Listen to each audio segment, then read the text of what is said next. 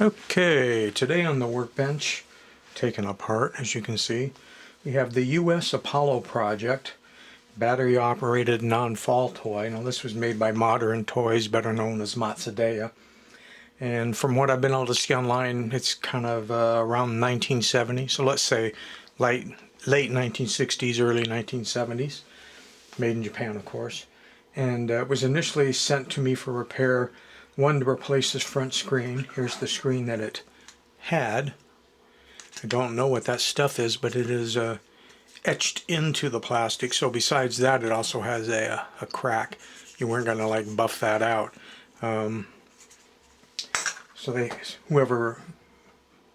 Somehow the owner of this found a replacement one, which isn't new, it's vintage, and I already installed that. But the other complaint was, of course, the toy doesn't work. So I thought we'd take a look at that. The toy, unfortunately, does have 3 plastic gears. There's this large one here, which actually has small teeth on the bottom as well. And then, if we can see in there, you see that green gear with a crack in it? That's the pinion gear in the motor. It's cracked, and that's going to have to be replaced. Then up here, this is a drive for an astronaut that would be on the end of a tether spinning above the ship. That's got a crack in it as well. And the problem with trying to replace this one is going to be this end of the shaft that it connects to. You can see has a bend, so you're not going to be able to slide the gear on that way.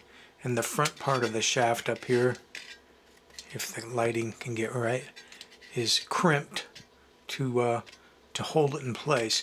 So unfortunately I'll have to grind down the crimp to slide off the old gear and slide on the new. And with the crimp gone, that means I'll have to put a washer in there and solder the washer to the shaft to work as a stop to hold that in place. Okay, so that one's not too bad. But the motor, unfortunately, look at it from this side even, in order to get in there and replace that motor gear, right down in there, unfortunately this whole housing piece is going to have to come off, which involves these mechanics, which are part of it, in this lever, which I don't really want to undo that crimp and all that, so I'm going to try to leave all that hanging. But in order to leave that hanging, I'm going to have to undo the original wires, which are rather stiff and brittle. I'll undo them at the switch end because that'll free up both the motor and the light. And once I can get that out of the way, I should be able to lift the motor up, replace its gear, lube the motor shafts, and because there's a nice big hole right there in the motor where the brushes are, I should be able to spray some contact cleaner in there and then reassemble it. So do stay tuned for part 2 where I demo it after it's repaired. As far as how the toy functions, this lever that we were just talking about, you can see it's a crank.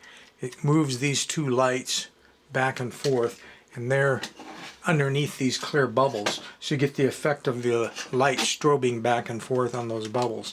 This big thing here is a clicker. You can see that wire right there gets hit by this offset crank right here, so it'll make a poink poink poink poink sound. So you got lights, you got sound, you got your spinning astronaut on the top, although I don't have the astronaut, but the shaft will be spinning when I'm done repairing it. But the main novelty of the toy was that it was non-fall. If you've followed my channel for a length of time, you'll know I've done 3D printed versions of non-fall mechanisms. And basically, they start with this triangle.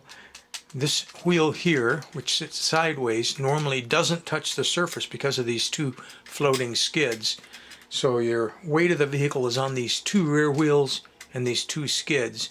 And if either one of these skids slides off the edge of a table, that drops the front down, and then this wheel, which is rotating in a particular direction, will then make the toy want to spin in that direction. Now to further that operation, you can't have both these wheels driving. If both wheels drive, it's always going to want to go forward no matter what. So this wheel drives in this case, and this wheel is free spinning. Because this wheel drives, I know that that wheel is turning that direction, So when it drops off and it wants to go that way, this wheel is going to help further that momentum of wanting to spin it free to get it away from the edge. On some of my 3D printed non-fall ones, if you don't get the motor direction of this correct with the one drive wheel, then it becomes a ridge rider, just following along the edge of the surface rather than spinning beyond it. The other thing that makes it spin beyond it is the balancing trick. They have these 2 points, you have this weight of the toy here, and then you've got the weight of the batteries in the back at this. You try to keep the front as light as possible, and yet you still want enough weight that this can grab, and the inertia that's spinning will spin it free of the edge so it can keep going. Okay. I think that's it for this video, now that you've seen the inside and I've explained how it works. So do stay tuned for the follow-up video where I should be demonstrating it in full action.